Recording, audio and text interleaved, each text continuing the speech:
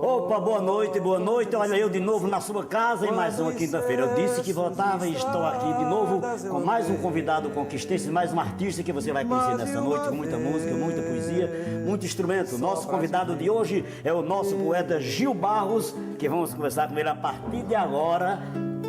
Oh, quanto cansaço, quantos matolões de luas eu cruzei.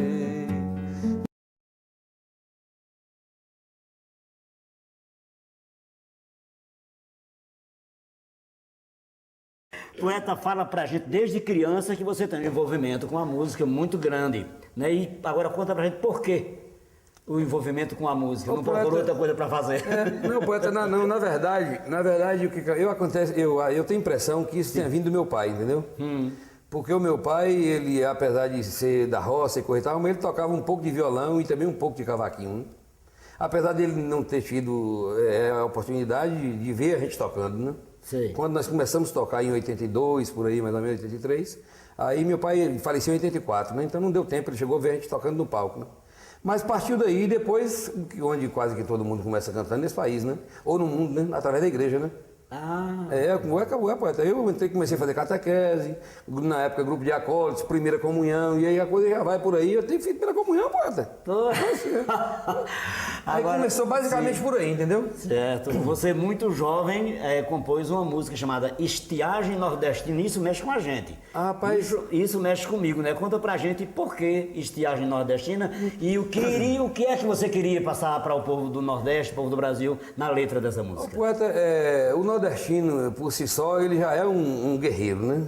Já é um guerreiro porque a dificuldade nossa aqui, ela, de certa forma, pela questão principalmente da água, né? Ela já causa uma dificuldade maior na gente, né? E, na verdade, eu creio que a grande maioria dos compositores nordestinos, quando começa a compor, a primeira coisa que ele pensa é numa vaca morrendo, né? É no chão, é no solo rachando, né? E eu não iria ser diferente, né? Em 82, eu fui morar numa cidade chamada Itaberaba, na Chapada Diamantina, e lá resolvi fazer algumas escritas de música popular, porque eu já escrevia algumas músicas que na época a gente chamava de música evangélica. Hoje o povo botou o nome de gospel, né? Gospel. Eu escrevi algumas músicas na linha do que eu passava dentro da igreja, coisa e tal, mas eles não caiu muito bem assim aos olhos de Carlos Idão, né? Sei. Aí eu falei, vixe, danou, tem que mudar de rumo. Aí comecei a escrever algumas outras coisas. Quando cheguei em Itaberaba, eu fiz uma canção, com a participação, inclusive, da dona da pensão que eu morava, que acabou virando uma segunda mãe minha. Uma figura que eu amo muito, chamada Antonina. Ela ainda está lá em Itaberaba, beirando uns 80 anos. E aí, nós dois à noite, nós parávamos para poder escrever. Ela tinha uma mania de escrever ABCs.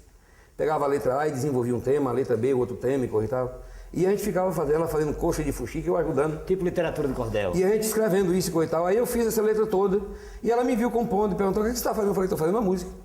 Aí ela falou, eu posso ajudar? Eu falei, bora. Aí ela sentou lá, eu caí e essa música acabou ficando um mi dela, essa música Estiagem Nordestina, é uma música que fala sobre o sofrimento nordestino, sobre a seca e coisa e tal, sobre a saída para os grandes centros. É basicamente a menina que vai com uma lata d'água na cabeça isso, que larga o cachorro, que larga o jumento, que larga a planta sozinha, entendeu? Então o tema é basicamente isso, um tema bem explorado e de onde a gente praticamente começa, né?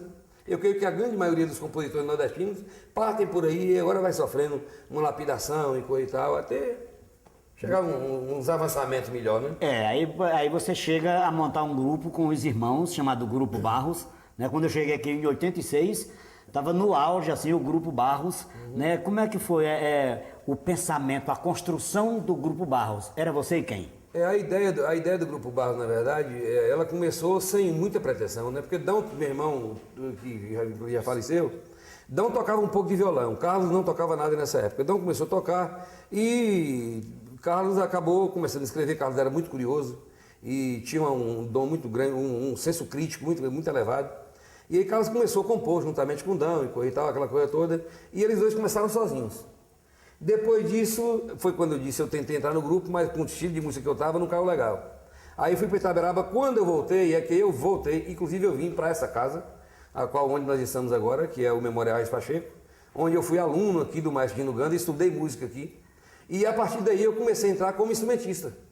Eu comecei a entrar no grupo tocando um pouco de percussão, tocando clarinete, tocando sax tenor, e eles foram me aceitando assim na beirada, né? Sei. Então, quando nós começamos a engrenar e coisa e tal, mais ou menos em um prazo de um ano, aí o grupo sofreu uma mudança completa.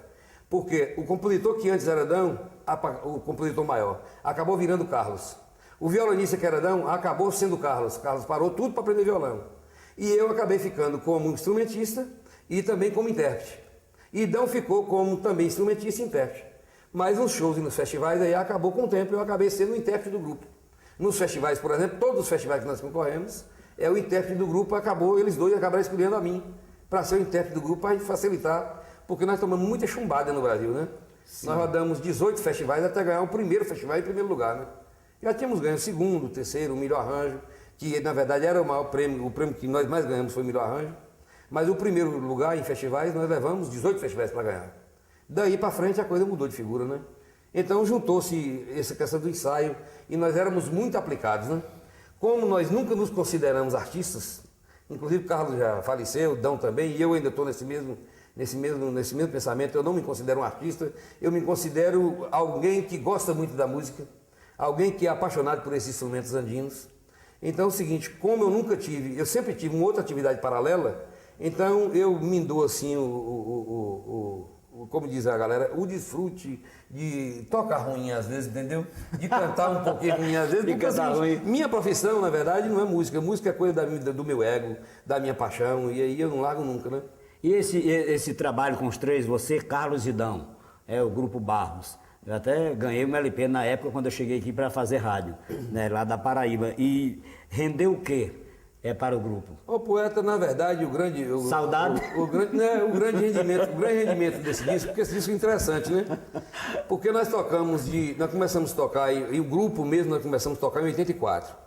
Então, de 84 até 89 foi quando nós estávamos assim no auge de festivais. Era raridade a gente ir num festival para não trazer uma premiaçãozinha, ou um terceiro, ou um quarto, o segundo, primeiro, melhor arranjo, melhor intérprete. Quando nós estávamos engrenando nessa época foi quando Carlos faleceu.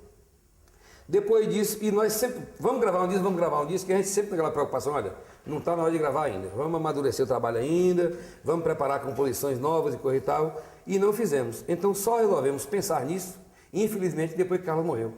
Foi que eu e Dão tivemos a ideia de fazer um vinil, naquela época era vinil, não um LP, em homenagem a Carlos Barros, quase com músicas na totalidade de letras de Carlos, com melodias e arranjos de nós três, né? Então, o primeiro trabalho do Grupo Barros foi gravado já sem Carlos. Foi gravado sem Carlos, né? Sem o instrumentista e compositor. Exatamente, mas foi um disco que nos rendeu um bom nome, um bom espaço no Brasil todo, né? Esse disco roda muito bem na época, rodava muito bem em Itaberaba, rodava muito bem em Cândido Salles, Itapetinga, Guanabi, por onde a gente passava, né? Que a gente ia passando e também ia vendendo disco, né? Eu mesmo toquei muito esse disco, né? E outra coisa, esse disco ficou nas paradas aqui de Conquista, nas duas rádios da época, 2 ou 3, durante quase que 6 meses, era a música mais tocada. A música mais tocada na programação dessas rádios aqui em Conquista.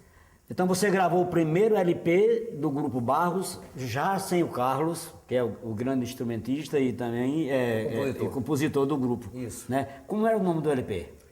Primeiro Querer. O Primeiro Querer. Primeiro Querer. Nesse disco tem uma música que foi muito tocada nas rádios, né? Conquista e de rádios do sudoeste da Bahia, que ainda hoje é saudade pra gente do Grupo Barros. E o nome da música é Saudade. Dá pra tu dar um plazinho pra gente? Ah, com certeza, vamos tocar. Então faz o seguinte, olha, nós vamos lá dentro tomar um cafezinho, enquanto a gente volta, você fica curtindo Gil Barros com Saudade.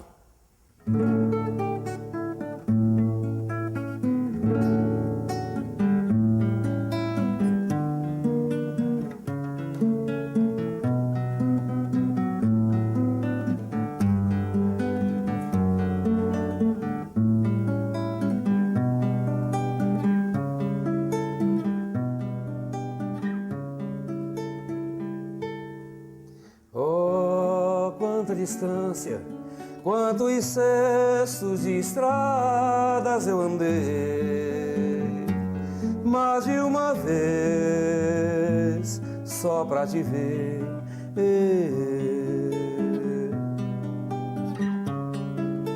Oh, quanto cansaço, quantos matulões de luas eu cruzei, mais de uma vez só pra te ver.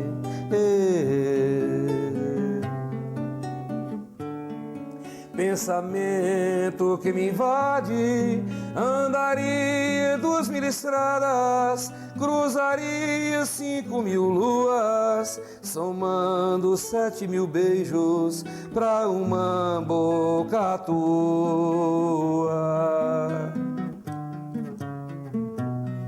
Andaria 2000 estradas, cruzaria 5000 luas, somando 7000 beijos pra uma boca tua.